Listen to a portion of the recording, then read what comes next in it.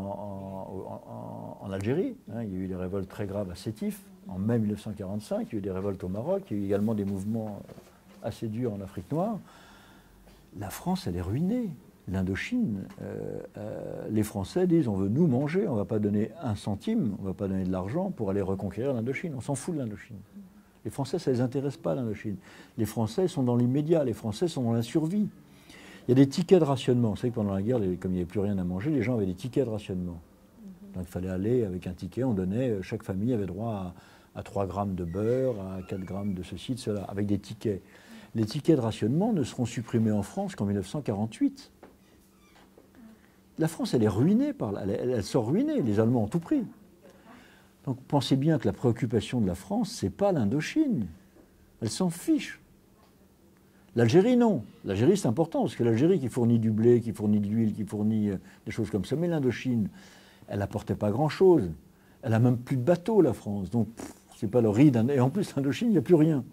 Donc l'Indochine est ruinée, la France est ruinée. Donc les Français ne vont pas dépenser d'argent pour l'Indochine. Donc ça ne les intéresse pas. Et dans la presse française, vous m'en parliez tout à l'heure, il n'y a aucun article. Il y a très peu de choses. Ça n'intéresse personne. Il n'y a pas de correspondant, il n'y a pas de journaliste. On n'envoie pas de journalistes. En plus, ils ne peuvent pas y aller. Il n'y a pas de transport. Comment est-ce qu'on ira en... Comment est-ce qu'un Français, réfléchissez, comment est-ce qu'un Français, partant de Paris pour aller en Indochine en juillet 1945 ? La France n'a plus d'avion, elle n'a pas de bateau. Les seuls qui pourraient le transporter, c'est les Américains qui refusent, ou les Anglais. Mais les Anglais, c'est-à-dire qu'on va prendre un bateau anglais qui va partir de Marseille, qui va passer par Calcutta, on va mettre 2 mois à arriver. Un journaliste. Mais qui ça va intéresser? Un journaliste qui va mettre 2 mois, il va arriver, les événements seront déjà finis. La dépêche, ça marche plus, les dépêches. Il va envoyer une dépêche qui va passer par Ceylan, par Calcutta, et alors que ça n'intéresse personne. Donc là, il y a un vide. Il y a un vide, et c'est ce vide, justement, qu'utilise très habilement Ho Chi Minh. Au Vietnam, il y a un historien qui a dit que la guerre au Vietnam en 1945, c'est la guerre de communication. Comment trouvez-vous cela? Parce qu'en France, il y a une interruption de communication de la France.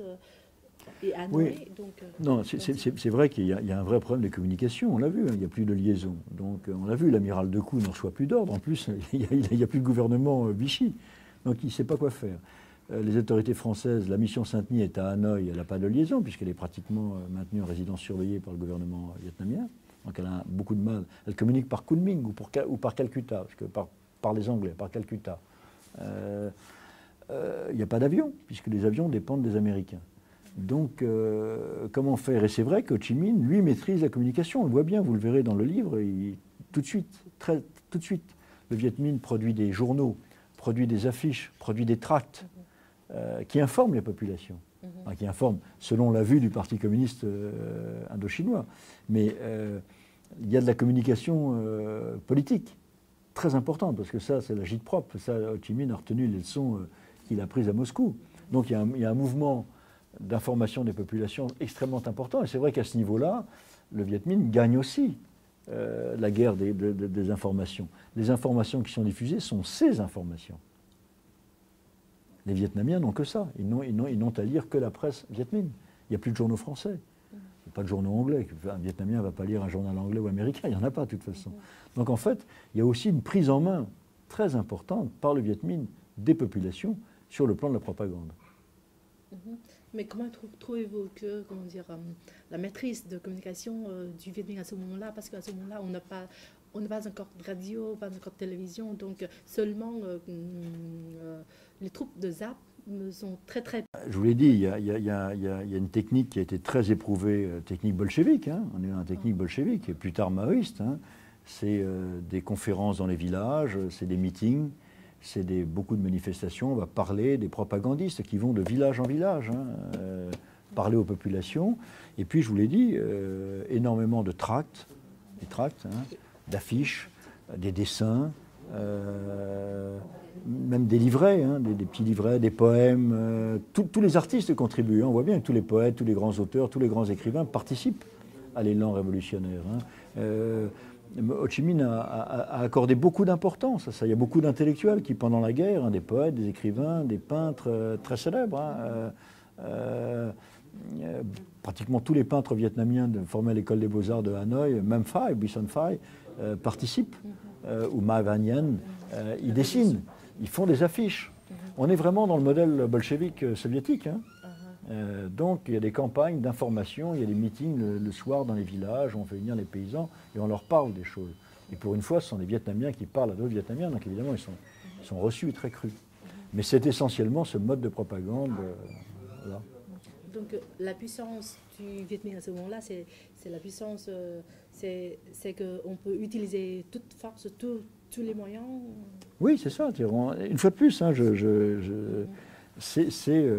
c'est toute l'appareil bolchevique, hein, l'appareil qui a été testé en Russie, qui sera testé ensuite en Chine rapidement, qui est mis en place au profit de la révolution.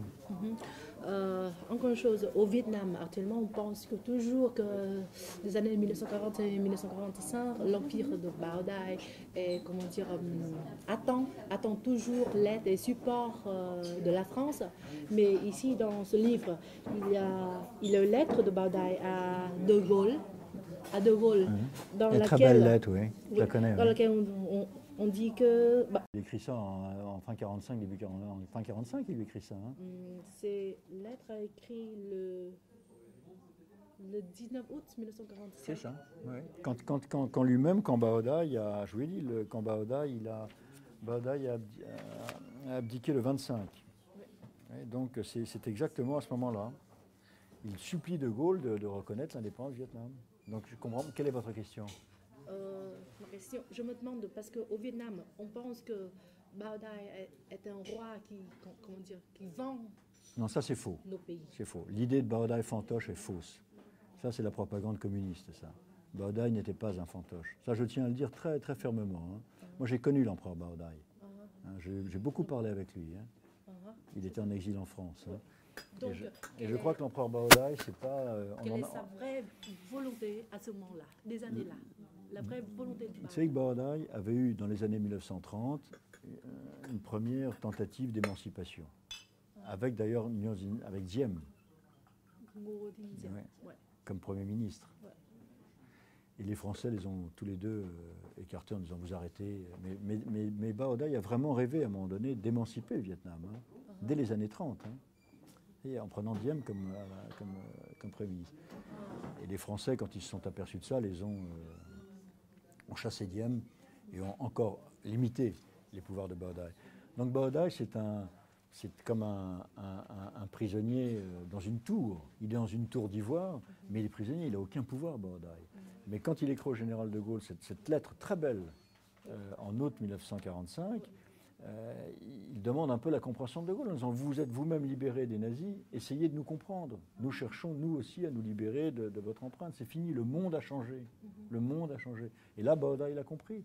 Et Bảo Đại, pendant la guerre, certes, va soutenir les Japonais, mais je crois que l'idée de Bảo Đại, ça a toujours été de rétablir l'indépendance. Alors peut-être qu'il s'est dit les Japonais vont nous aider à chasser les Français, mais faire comme la propagande, y compris française, a fait de Bảo Đại un fantoche, l'empereur des boîtes de nuit, c'est faux. Je crois que Bảo Đại était un grand patriote. Je crois que Bảo Đại était un grand patriote vietnamien qu'il faudra un jour le réhabiliter. Ça a été un véritable patriote vietnamien. Je crois que ce serait important que... Qu'est-ce qu'il pouvait faire, Bảo Đại ? Chaque fois que ses ancêtres empereurs, sous l'incolonisation, avaient voulu bouger, ils avaient été chassés. La révolte de tous les empereurs d'Am Dien, etc., ils avaient tous été chassés. Bảo Đại, il était enchaîné, il était menotté, mais avec le seul espoir de se dire, lui aussi, un jour, peut-être, il y aurait une occasion favorable. Donc cette lettre à De Gaulle est très belle. Il abdique, c'est très beau, il abdique. Et ensuite, il devient même conseiller du gouvernement de Ho Chi Minh.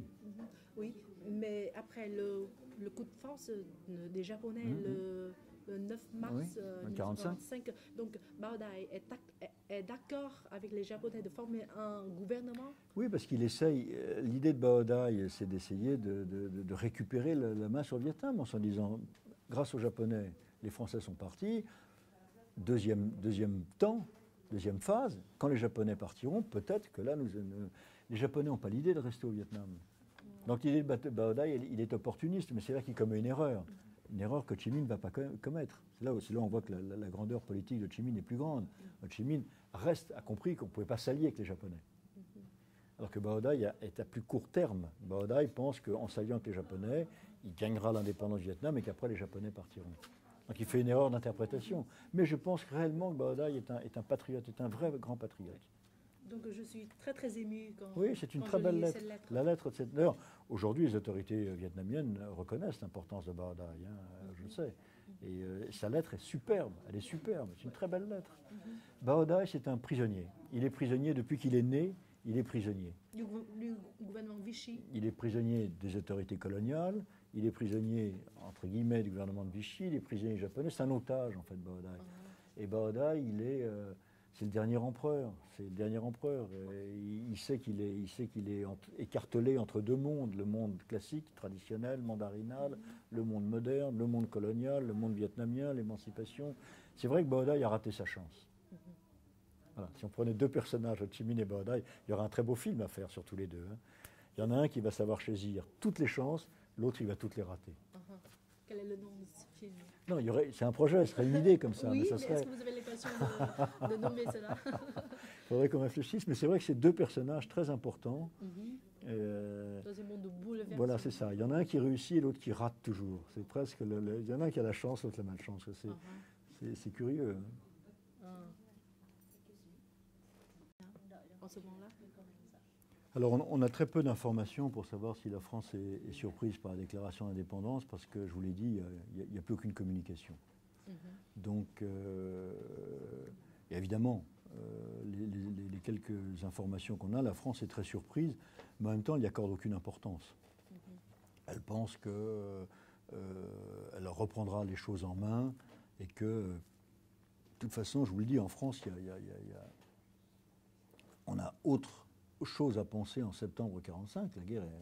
La guerre vient à peine de se terminer. Il y a encore des prisonniers qui rentrent. Quand même, les Allemands avaient envoyé presque 2 millions de soldats français prisonniers en Allemagne. Donc imaginez tous ces hommes qui rentrent après 5 ans de captivité. Ils ont autre chose en tête, évidemment, que le Vietnam. Donc je pense qu'en France, on prend ça pour une petite bulle comme ça, et qu'on reprendra les choses en main. Le général de Gaulle s'est dit, on prendra les choses en main. Je vais envoyer le général Leclerc avec un corps expéditionnaire, j'envoie l'amiral d'Argentlieu, on va reprendre les choses en main et après on discutera. Voilà.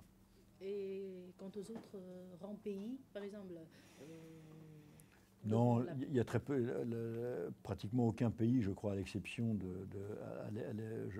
pratiquement aucun pays ne reconnaît le gouvernement du Vietnam quand il est déclaré.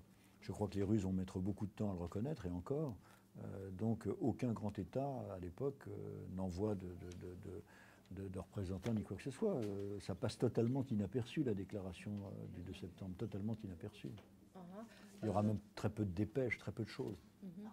Dans un document que Patrick m'a envoyé, je sais que des années 1940 et 1945, l'OSS a beaucoup aidé Ho Chi Minh. Oui, c'est ce que je vous ai dit, oui. Oui, et le 2 septembre, à la place de Ba Dinh, il y a l'OSS, oui, en présence du staff OSS. Du Major Paty. Mais après la déclaration, les troupes de la République, le Viet Minh s'abstient de résister à leur incursion. Ho Chi Minh tente sans succès de faire reconnaître son gouvernement par les États-Unis. Oui, c'est-à-dire que je vous l'ai dit, à partir de... Il y a cette mission du Major Paty et de l'OSS qui a aidé Ho Chi Minh depuis 1944-1945, qui l'a aidé dans le Bagbo puis dans le Tam Dao, avec des parachutages, avec des missions. Il y a des photos, vous verrez des photos, on voit les instructeurs américains qui envoient du matériel, de l'armement. Et donc ils sont à Hanoï le 2 septembre, mais très vite, je vous l'ai dit, il y a eu la conférence de Potsdam, il y a eu la recomposition des alliances, et on n'est donc plus dans une situation d'alliance liée à la Seconde Guerre mondiale, on commence déjà à être dans une situation de guerre froide. Et donc les Américains, à ce moment-là, Roosevelt a disparu, le président Truman l'a remplacé. On est déjà dans une vision avec un bloc communiste, un bloc de l'Ouest, un bloc de l'Est, et les Américains n'ont aucune envie de reconnaître un gouvernement qui, là, je vous l'ai dit, pourrait faire domino, tache d'huile, en se disant, mais si jamais on reconnaît ce gouvernement-là, il peut y avoir des troubles en Birmanie, il peut y avoir des troubles dans d'autres pays. Les Américains n'ont aucune envie de ça. Les Américains, en plus, comme à la fin de chaque guerre, se replient. Les Américains aussi ont eu beaucoup de pertes, etc. Donc ils n'ont aucune envie de soutenir un gouvernement. Voilà. Et puis il ne faut pas non plus oublier que les Américains soutiennent Chiang Kai-shek. Donc Chiang Kai-shek est hostile au gouvernement Viet Minh. C'est son ennemi. Donc les Américains préfèrent rester du côté de Chiang Kai-shek. Donc pour toutes ces raisons-là, aucun gouvernement ne reconnaît le gouvernement du Vietnam. Mais est-ce que les États-Unis ont ses propres objectifs? Parce qu'après, les Américains aident les Français à revenir. Non, je crois qu'en fin 1945, les Américains n'ont pas d'objectif, n'ont plus d'objectif, ça ne les intéresse plus, c'est fini. Je crois qu'une fois de plus, hein, l'année 1945, la guerre est terminée, on entre dans une nouvelle phase des relations internationales. Les Américains ne recommenceront à aider les Français qu'à partir de 1949-1950, quand les maoïstes vont arriver sur la frontière et menacés avec la bataille de ce que les Français appellent la route coloniale numéro 4, hein, Lang Son, Cao Bang, et où là, tout d'un coup, on a peur que les troupes maoïstes appuient. Et c'est là, seulement à partir de l'année 1949 et surtout 1950, où vraiment là, on est dans la guerre froide, que les États-Unis vont soutenir à près de 80% le budget de la guerre d'Indochine. Mais pas avant. Vous voulez, de 1945 à 1949, on est au Vietnam dans une guerre de reconquête coloniale. Okay? Les Français veulent reconquérir leur espace colonial. À partir de 1949, la guerre change de nature, on passe dans une guerre mondiale, on passe dans la guerre froide. Et la guerre du Vietnam est un des avant-postes de la guerre que mène le bloc de l'Ouest contre le bloc de l'Est. Donc ça change complètement à nouveau de nature. Hein, parce que c'est Mao qui prend le pouvoir en Chine, 1949. Donc à nouveau, là, on a un bloc communiste qui menace. Et là, les Américains entrent dans ce qu'ils ont appelé la théorie des dominos. Si un pays tombe, tous les pays vont tomber. Donc c'est à cause de ça qu'à partir de ce moment-là, les Américains s'impliquent en Indochine, puis prennent la place des Français à partir de 1956-57 au Vietnam. Là, on est dans la politique de containment, c'est-à-dire limiter la progression communiste de tout cet énorme ensemble russe et chinois.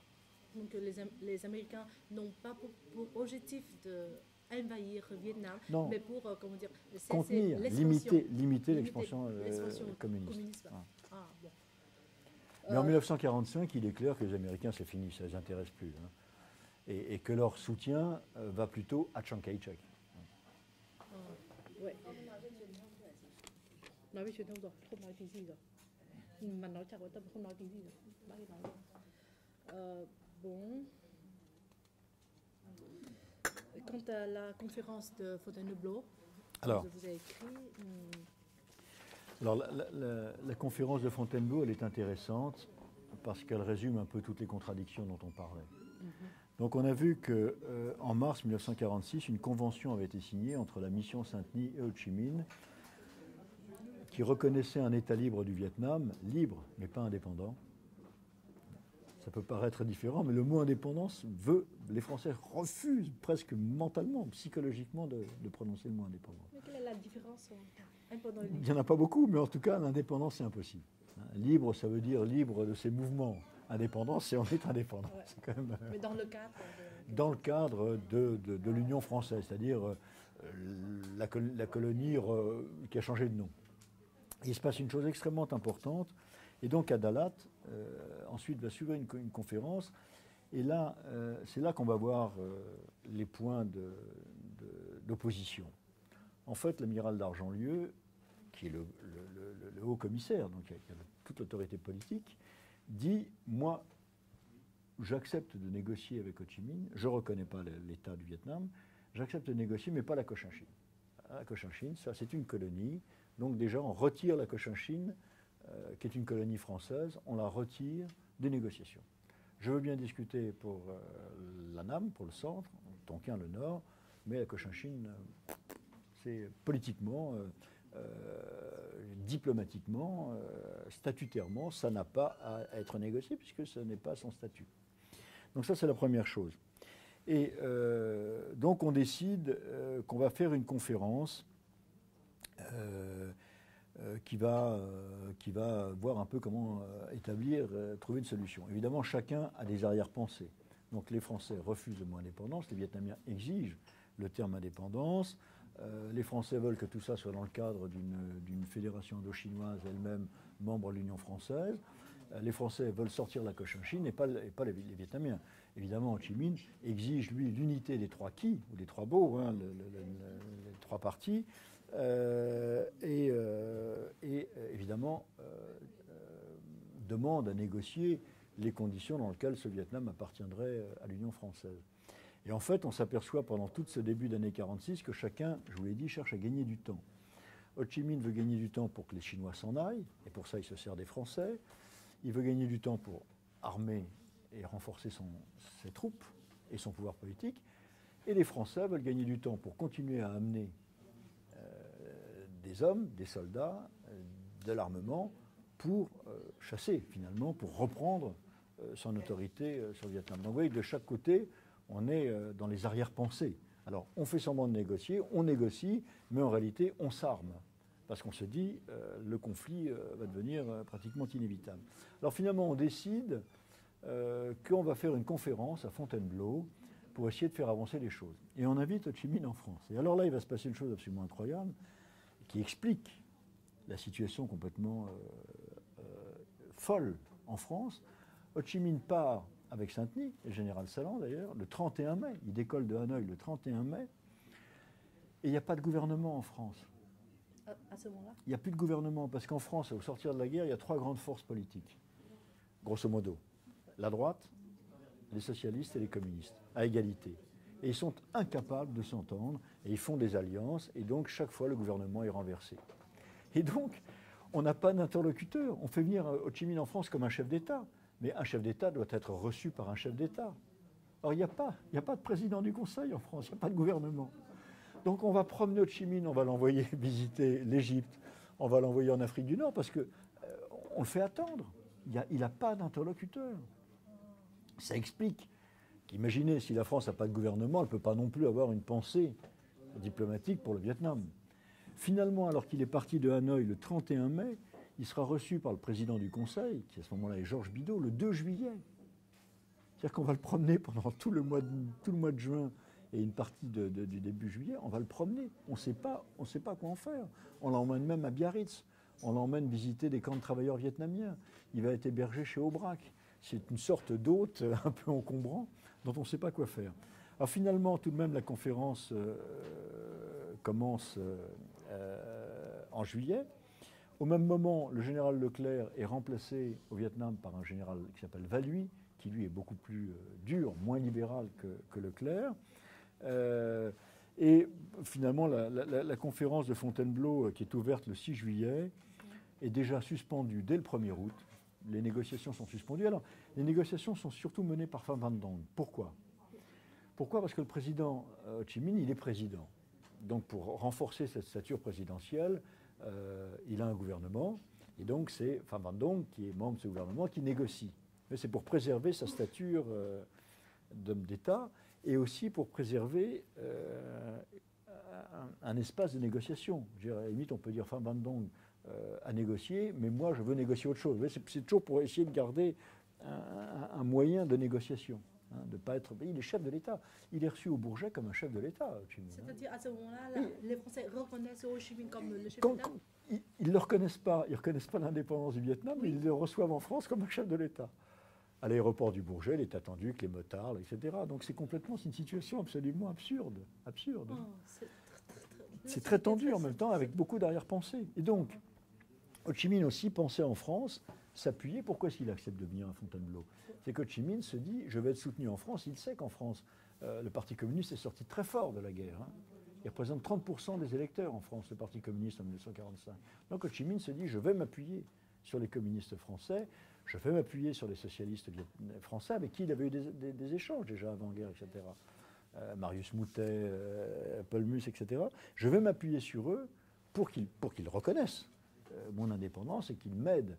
Or, en fait, il va rien trouver. Les communistes sont tellement occupés la situation franco-française qui ne s'intéresse pas, ils n'ont pas du tout envie ils savent qu'ils ne seront pas du tout populaires. Les Français ne s'intéressent pas au Vietnam. Donc le Vietnam n'est pas une cause intéressante pour le Parti communiste français. Alors Ho Chi Minh va les rencontrer, mais il n'aura aucun soutien. Donc, Ho Chi Minh va à la conférence de Fontainebleau pour chercher le support du oui, Parti bien sûr, et des socialistes, des forces progressistes françaises, et il ne va pas les trouver. Il ne va pas les trouver parce qu'eux sont dans leurs négociations internes. Le 1er août, les négociations à Fontainebleau sont suspendues. C'est-à-dire qu'on dit on arrête tout. Elles sont suspendues parce que au même moment, au début août, Dargent-Lieu a décidé de lui-même d'ouvrir une conférence à Dalat qui va décider du sort de la Cochinchine. Donc d'une certaine façon, Dargent-Lieu sabote d'avance ce qui va se dire à Fontainebleau. Sans même en référer à Paris, Dargent-Lieu décide d'envisager même un gouvernement du Sud-Vietnam. Ho Chi Minh est à Paris, il dit mais comment je viens ici pour négocier ça avec vous et là vous m'annoncez, déjà j'apprends que d'emblée le Sud-Vietnam n'est pas compris, la Cochinchine n'est pas compris, que vous allez envisager une autonomie. Donc les négociations sont stoppées et finalement le 12 septembre elles sont arrêtées parce que le Vietnam, Ho Chi Minh refuse que le Vietnam, cette entité qui n'a toujours pas le nom indépendance, intègre l'Union française. Les Français refusent de reconnaître l'intégrité des 3 Ki, le Bac Ki, le Trung Ki et le Nam Ki. Les Français refusent de reconnaître donc toujours cette question du Sud. Et donc on se quitte sur l'idée qu'on établira un modus vivendi, qu'on va se revoir, etc. Mais c'est un échec. La conférence de Fontainebleau est un échec, puisque sur place, l'amiral Dargent-Lieu déjà l'a vidé en partie de son sens. Donc je vous l'ai dit, en juillet 1946, le général Leclerc a été remplacé par Valluy. Ho Chi Minh le rencontre, et il rencontre Leclerc à Paris. Ils essayent de faire un peu avancer les choses, mais finalement il ne se passe rien. Donc on se sépare sur un vague principe d'union douanière et monétaire. La fin des hostilités, c'est-à-dire qu'il y a des combats au sud, je vous l'ai dit, au sud, l'amiral Dargent-Lieu pourchasse les groupements Viet Minh, donc on a cessé son... Et on se fixe comme objectif de signer un traité en janvier 1947. Mais en fait, personne n'y croit. Ho Chi Minh rentre à Hanoï les poches vides. Dans chaque camp, on commence à penser à la guerre. En novembre 1946, il y a les premiers incidents à Haiphong, où la France tire sur le port de Haiphong. Il y a des commissions mixtes franco-vietnamiennes, mais tous les jours il y a des incidents. Et finalement, le 19 décembre 1946, Hanoï s'embrase et ça va être officiellement le début de la guerre d'Indochine, le 19 décembre 1946, après l'échec des différends pourparlers. Mais comme vous avez dit qu'à ce moment-là, il n'y a pas de gouvernement en France.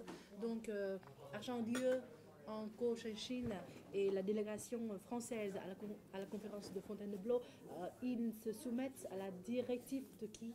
De personne. Il y a un vide politique absolument énorme. Donc Dargent-Lieu, lui, continue à appliquer des directives qu'il a mises en place avant. Il crée ce gouvernement du Sud-Vietnam de Cochinchine. Et à Paris, il n'y a pas de... C'est ça, il y a un vide politique absolu. En plus, il y a un autre élément qui est extrêmement important, c'est que, je vous l'ai dit, ces 3 forces, communistes, socialistes et droite française, ont réussi à mettre sur pied une constitution, la constitution de la 4e République, dans laquelle il y avait l'Union française. Et ils ont eu tellement de mal, ils se sont tellement déchirés pour mettre sur pied cette constitution que si on remettait en cause le statut de l'Indochine, ça exigerait de refaire la constitution française. Et ça, personne n'a envie de remettre en cause ce qui a pris 1 an de tractation. Revoir le statut de l'Union française, revoir l'indépendance du Vietnam, c'est refaire à nouveau, réexaminer un certain nombre de parties de la Constitution de 1946 de la 4e République. Et ça, personne en France ne le veut. Donc, je veux dire, c'est presque chronique d'un drame annoncé. chronique d'un drame annoncé. Donc les généraux qui ont succédé. Donc Leclerc l'a dit d'ailleurs en partant. Hein. Leclerc, en quittant Indochine, a dit « Vous me donnez 150 000 hommes, sinon il faut partir. Soit vous me donnez des soldats, et à ce moment-là, on lutte, on chasse le gouvernement Viet Minh, soit on s'en va. » Donc on est dans l'impasse. On est dans l'impasse politique, on est dans l'impasse militaire, et ça va conduire à une guerre qui va durer pratiquement 9 ans, puisque les derniers Français quittent le sol d'Indochine en 1956. Mais après ça, qui dirige, vont dire, Les Français sont déjà entrés dans le Nord en mars 1946, hein, ouais. Mais elles ont continué à y envoyer des troupes. Mais après, c'est le gouvernement de Bidault, et puis Georges Bidault, un gouvernement de droite, et ensuite les différents gouvernements, même, alors le Parti communiste aussi, c'est important, quitte, parce que c'est des gouvernements d'alliance. Hein. Le Parti communiste va quitter, ensuite ça va être les socialistes qui vont être au pouvoir, les socialistes poursuivent la guerre en Indochine, les communistes quittent finalement ce gouvernement, je crois, en 1947, et il faudra attendre 1948, même 1949, pour que le Parti communiste français envoie un émissaire qui s'appelle Léo Figuière, rejoindre Ho Chi Minh dans le Viet Bac pour établir des liaisons entre les communistes français et les communistes vietnamiens. Mais le temps, là aussi, ça va être un temps extrêmement long, parce que la politique du Parti communiste français va être très réaliste.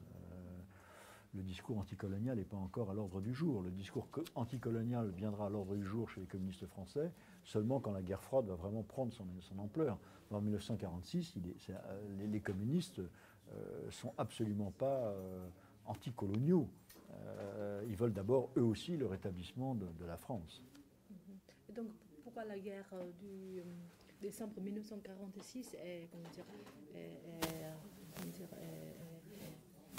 indispensable ou bien, je ne sais pas comment dire, mais... Inévitable. Oui, inévitable.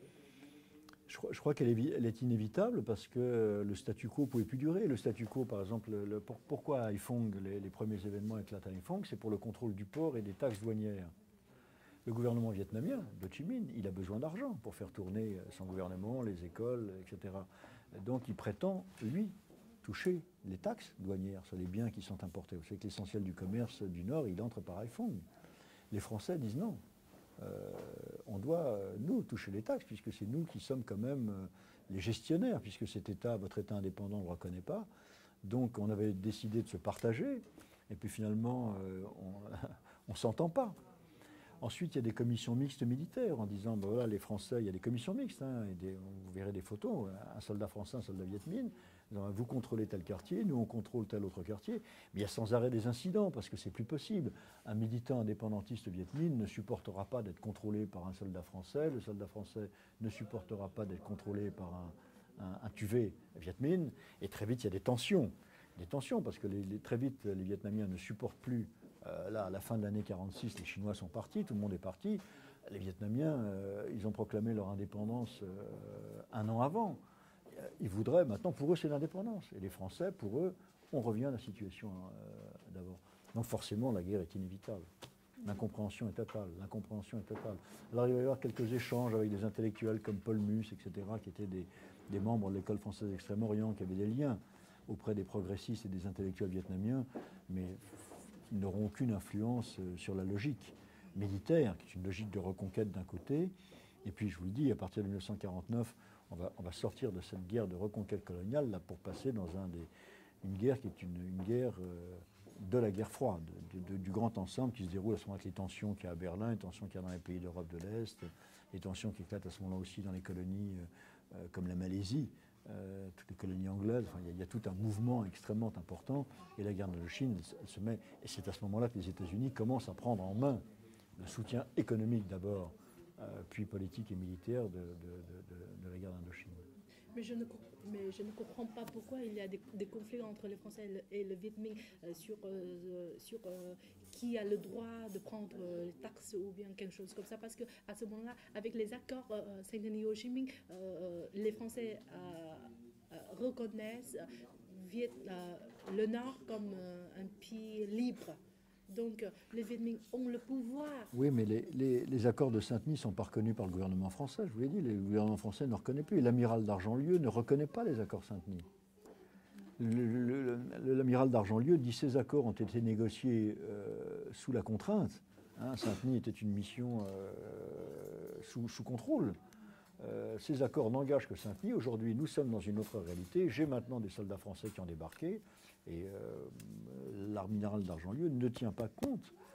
Ou alors, il les écoute dans le sens le plus limitatif, en disant ok, on reconnaît un État libre, mais ça ne veut pas dire un État indépendant. Donc un État libre, ça veut dire qu'il n'a pas forcément la liberté douanière, la liberté militaire, etc. Donc en fait, l'amiral d'Argentlieu vide les principes des accords Saint-Denis. Donc, une autre question, monsieur, c'est il a une idée qui dit que la déclaration d'indépendance du Vietnam le 2 septembre 1945 n'apporte pas la vraie indépendance. Donc, on doit entrer dans une guerre de 9 ans, la guerre d'Indochine. Que pensez-vous de cela? Que pensez-vous de tout cela? La déclaration... Oui, c'est-à-dire que la déclaration d'indépendance... finalement, elle est univoque dans ce sens qu'elle est reconnue par personne. Oui. Donc en réalité, elle va servir à Ho Chi Minh parce qu'il dira « je suis légitime, j'ai été légitimement porté par une révolution ». Il n'a pas été élu, mais il a été porté par un élan populaire. Donc j'ai un gouvernement légitime. Et c'est pour ça que toujours Ho Chi Minh prendra soin de parler du gouvernement de la République du Vietnam, même quand il est...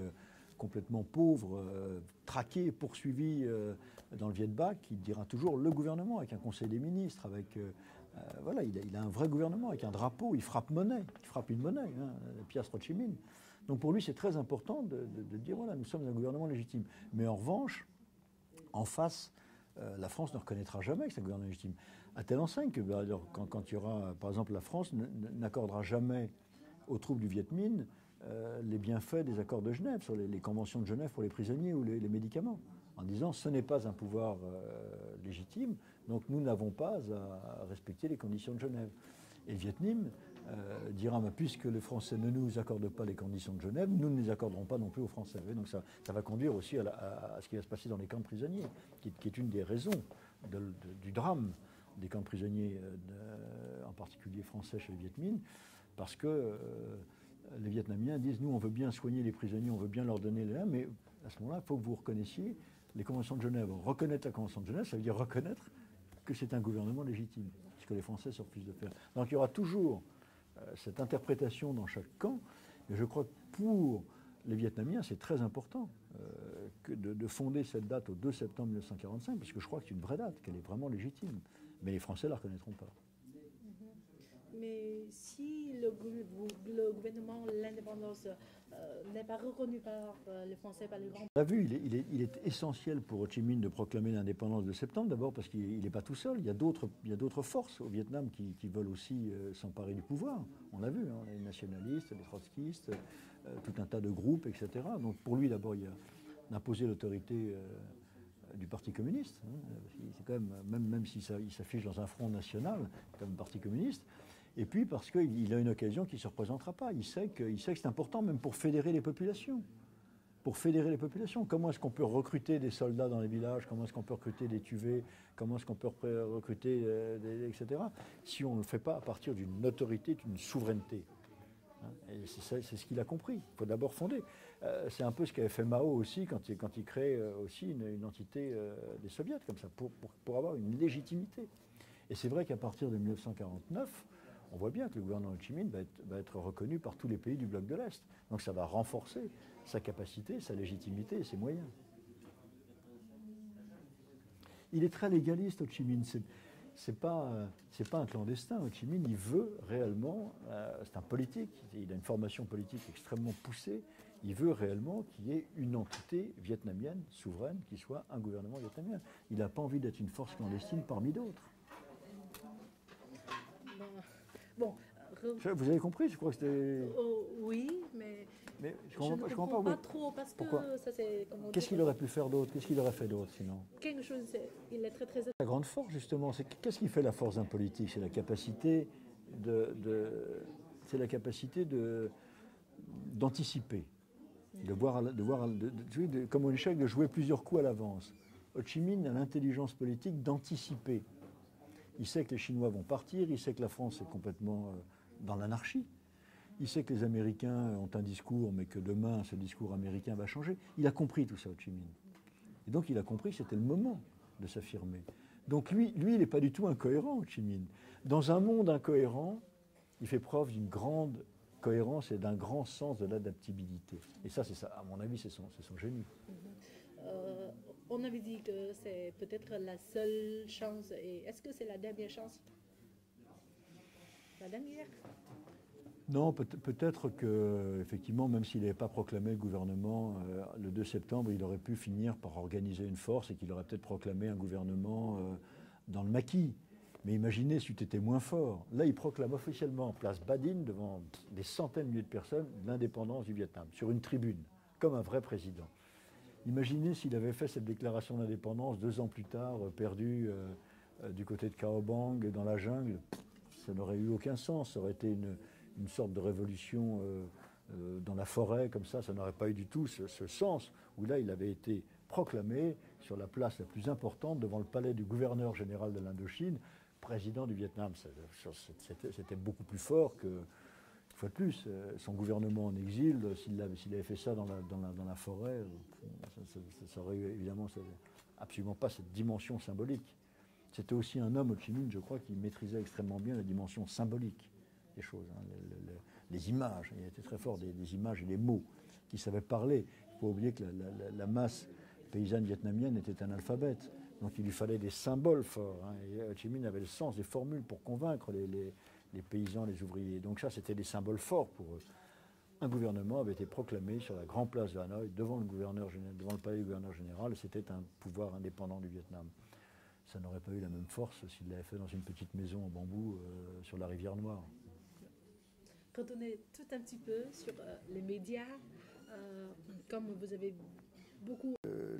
L'indépendance du Vietnam passe pratiquement inaperçue. Hein. On l'a vu, les communications à l'époque sont très difficiles. La guerre contre le Japon vient à peine de se terminer, hein, puisque le Japon a capitulé à la mi-août. On est 15 jours après la fin de la guerre. Les journaux s'intéressent à la capitulation du Japon, s'intéressent à l'occupation de l'Allemagne, s'intéressent à la reconstruction des pays, s'intéressent à la condamnation des criminels de guerre. Les pays redémarrent, les gens redécouvrent la paix. Donc c'est un micro-événement. On n'a pas encore vu le monde basculer entre le communisme et le système capitaliste. Donc tout ça, ça ne touche pas les gens. Les gens ont des préoccupations immédiates, qui est retrouver la paix, qui est de retrouver les disparus, retrouver les prisonniers, recommencer à construire, à vivre, etc. Et ça passe totalement inaperçu. Mais ça va plus loin que ça. Même quand il y aura la guerre française d'Indochine, en 1952, il y aura un sondage en France pour savoir combien de Français s'intéressent à la guerre d'Indochine, donc en 1952. Et 75% d'entre eux diront n'avoir rien lu dessus, 75% en 1952. Donc imaginez en 1945, c'est loin et personne ne s'y intéresse. Bon, je vous remercie monsieur, ça c'est très très intéressant et avec des informations toutes neuves. Vous verrez là-dessus dans des tas de documents. Hein. Et quand je peux vous...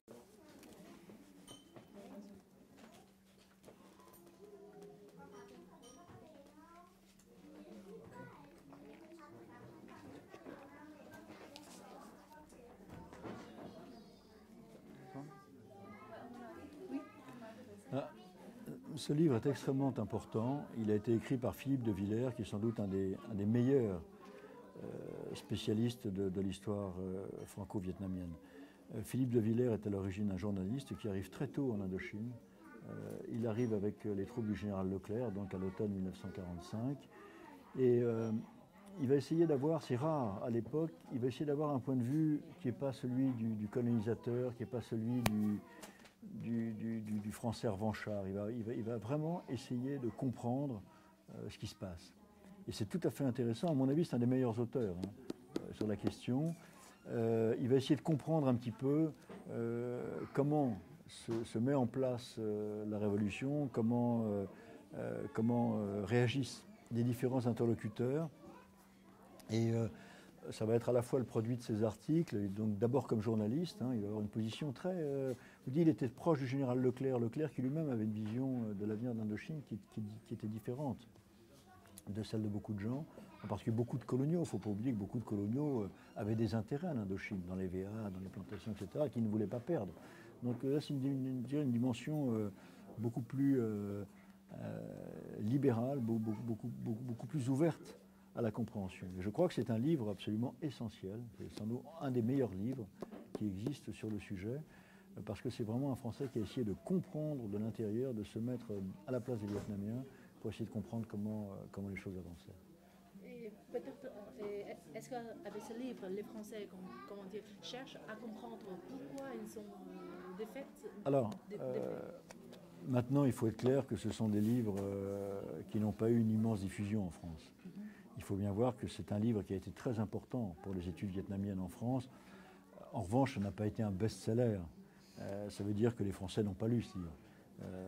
Ce sont des livres qui sont lus essentiellement par les historiens, par les universitaires, par les chercheurs, par tous ceux que l'histoire du Vietnam intéresse. Mais ce n'est pas un livre qui a eu un retentissement énorme, comme ont pu avoir certains livres beaucoup plus romanesques. Je pense en particulier au livre de Jean Lartegui, qu'il a écrit au moment de la guerre américaine du Vietnam, où là, ça a été les tambours de bronze, etc., qui ont été des livres grand public. Ça reste quand même des travaux très scientifiques, très universitaires. Évidemment, moi j'aurais souhaité que beaucoup plus de Français lisent ça, mais c'est quand même resté, c'est essentiel, c'est un livre fondamental, mais qui n'a quand même eu en France une diffusion relativement limitée. Mais qui a beaucoup compté, en revanche, pour tous les étudiants qui ont travaillé là-dessus. Oui. Bon. Oui. Thấy chưa? Đừng có cần chán gì nữa. Có chứ. Cái này cái gì này ông không cho mình